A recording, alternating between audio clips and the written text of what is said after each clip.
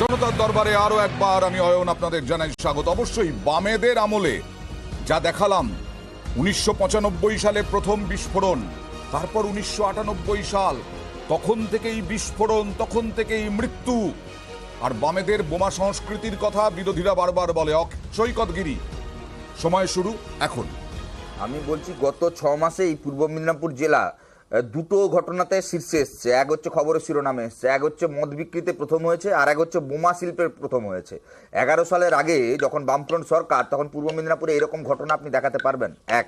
দুই, আমি তো সেটাই বলছি, 1995 1998 বলছি আমরা তো দেখিয়ে দিলাম। হ্যাঁ, 95 হয়েছে তো, আমি বললাম তো, মানলাম তো। কিন্তু শুধুমাত্র এই খেজুরি, ভগবানপুর, ভূপতিনগর, এগরার খাদিকুল একের পর এক ঘটনা লাগাতার ঘটে যাচ্ছে, আর একই রাজনৈতিক দলের নেতাকর্মী খুন হচ্ছেন বা তারা বোমবার থেকে মারা যাচ্ছেন। এই উদাহরণ আপনি দেখাতে পারবেন না। 95 সালে যখন ঘটে তখন ভানুবাগ আমাদের নেতা ছিলেন না, কিন্তু দুর্ভাগ্যের বিষয় শাসক দলের নেতার বাড়িতে বোম বাঁধা হচ্ছে। কার প্রস্তুতি? আপনি একটা উদাহরণ দেখান। এই 95 ঘটনা তখন কি ভানুবাগ আমাদের নেতা নয়, আমাদের দলীয় পদে ছিল না, ছিল না, কিন্তু তার বৌমা 2013-তে তৃণমূলের প্রতীকে ওই গ্রামের পঞ্চায়েত, 2018-তে তৃণমূলের প্রতীকে পঞ্চায়েত নির্বাচনে লড়েছে। দেখুন, সমাজ বিরোধীরা থাকবে সমাজ ব্যবস্থায়, কিন্তু কোন রাজনৈতিক দলের মাথায় যদি সমাজ বিরোধীরা বসে থাকে, তাহলে যা পরিণতি হবার তাই হচ্ছে। আমি বলছি, কেন মানস ভূঁইয়া যাবেন, কেন দোলা সেন যাবেন?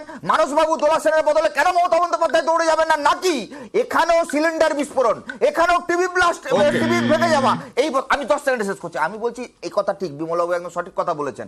অঞ্চলটা বিজেপির না, বুথটা কিন্তু বিজেপির জেতা পঞ্চায়েত। এমএলএটা বিজেপির না, এমএলএ তৃণমূলের, এমপিটা কিন্তু বিজেপি। শুভেন্দু বাবুর হাতে তৈরি করা এই ভানুবাগেরা, যারা আজকে বোমা বাঁধার শিল্পকে চূড়ান্ত পর্যায়ে নিয়ে গেছে।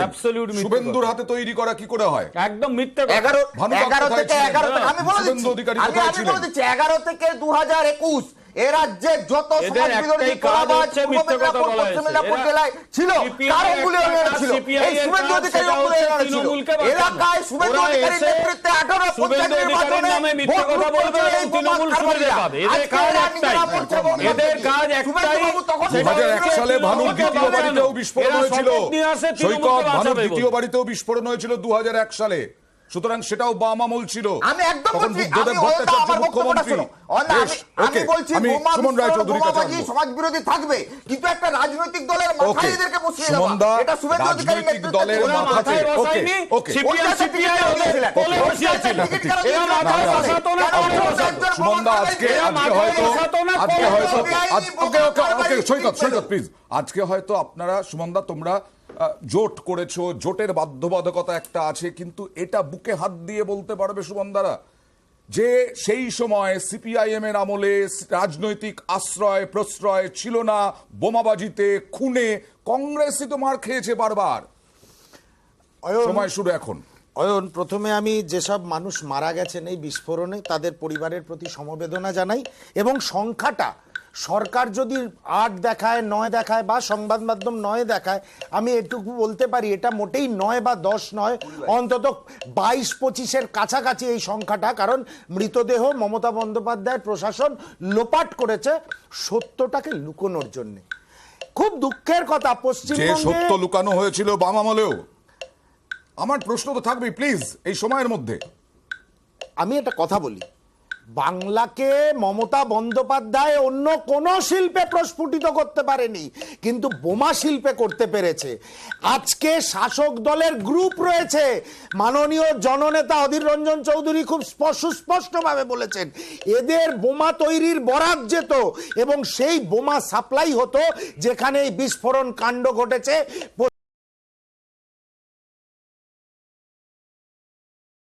পশ্চিমবঙ্গ রাজ্যের বিভিন্ন জায়গায় এই শাসক দলের যখন যখন প্রয়োজন হয়েছে, আজকে বাজির কারখানা বলে মানুষকে বিপদগামী করলে হবে, মানুষকে ভুল বোঝালে হবে। মমতা বন্দ্যোপাধ্যায়ের নেতৃত্বাধীন তৃণমূল কংগ্রেস এবং তাদের দলের নেতারা তাদের প্রচ্ছন্ন মদতে আজকে মানুষের জীবনে এই অজয় বাবু বসে আছেন।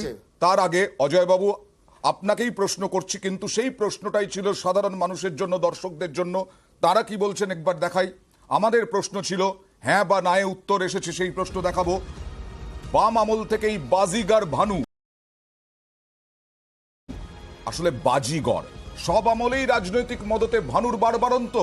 89% বলছেন হ্যাঁ, না বলছেন 11%। আসলে কি রাজনৈতিক নেতারা, রাজনৈতিক দল এদেরকেই কাজে লাগায় এবং এই কারণেই এরা সব আমলেই বারবারন্ত এদের থাকে? অজয় বাবু।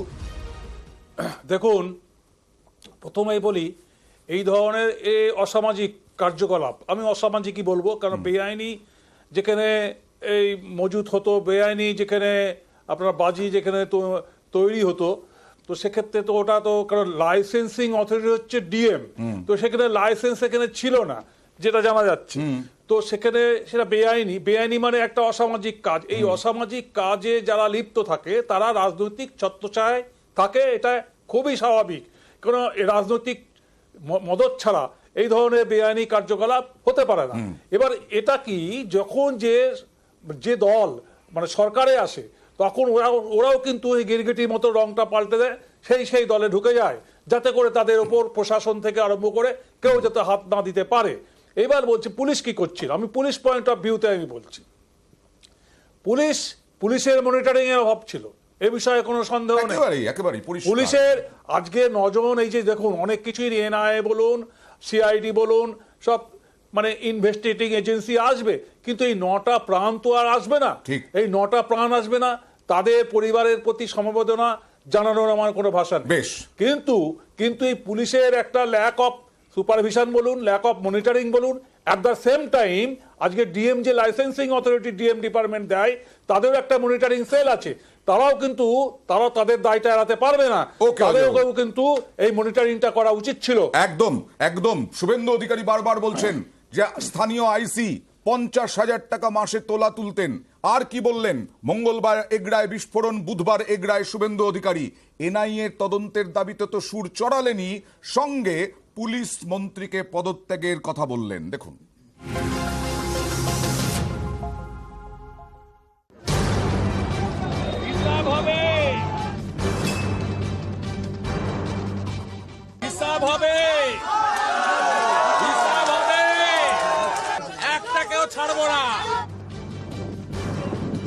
পূর্ব মেদিনীপুরের এগরায় বাজি কারখানায় ভয়াবহ বিস্ফোরণ, প্রাণ গিয়েছে 9 জনের।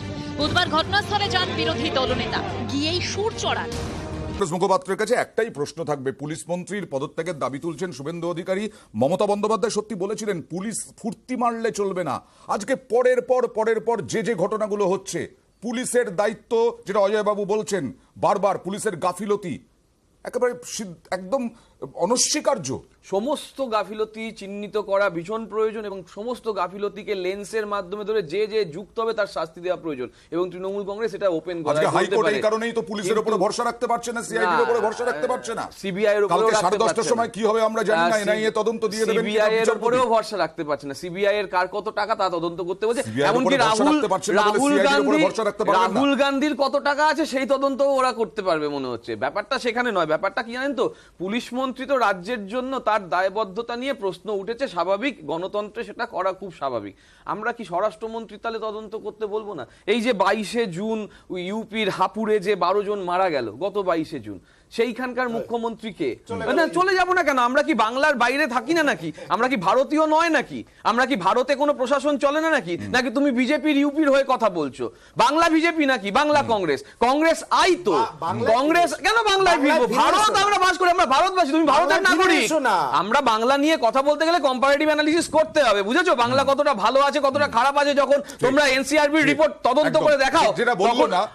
না আমি আরো বলবো আমার বক্তব্য হচ্ছে এনআইএ তদন্ত পশ্চিমবঙ্গে চলছে, আমাদের বিধায়কের ওপর মৃত্যুর যে হামলা হয়েছিল সেটা নিয়ে এনআইএ কি করে দেখালো আজ অব্দি? এনআইএ সব কাজ করছে করুন, কিন্তু ওইখানের যে বুথের যে পঞ্চায়েতের দায়িত্ব রয়েছে সে হচ্ছে বিজেপি, তার কাছে মনিটরিং ছিল না।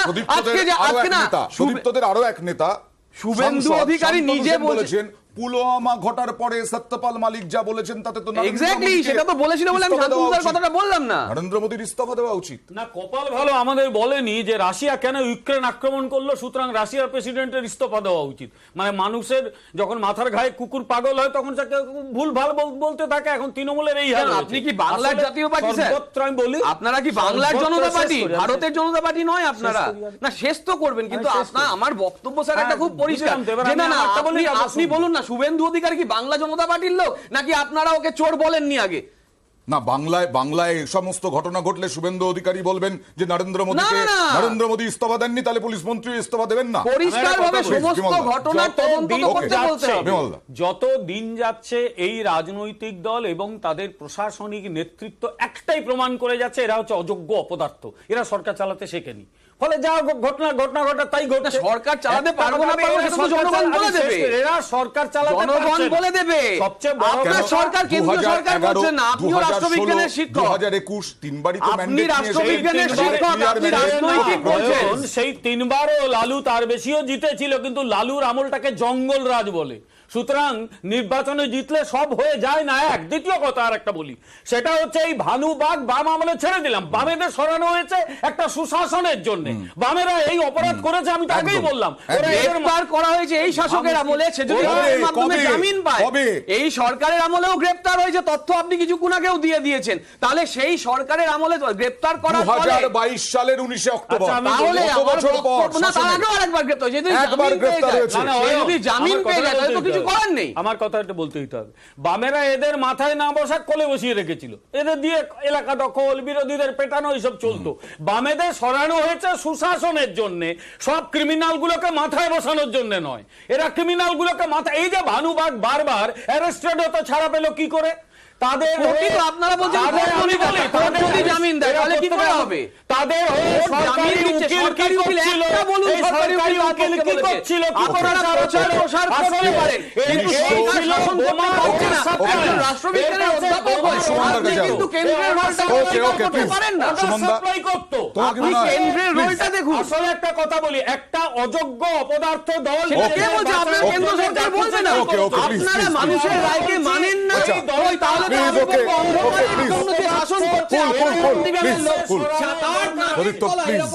সুমনদা, তোমার কি মনে হয় না 1995 সালে যখন বিস্ফোরণ হলো, এই ভানুবাগের ভাইয়ের মৃত্যু হলো, আরো কয়েকজন আহত হলো, তখনই আসলে শাসক দলের ছত্রছায়ায় ছিলেন?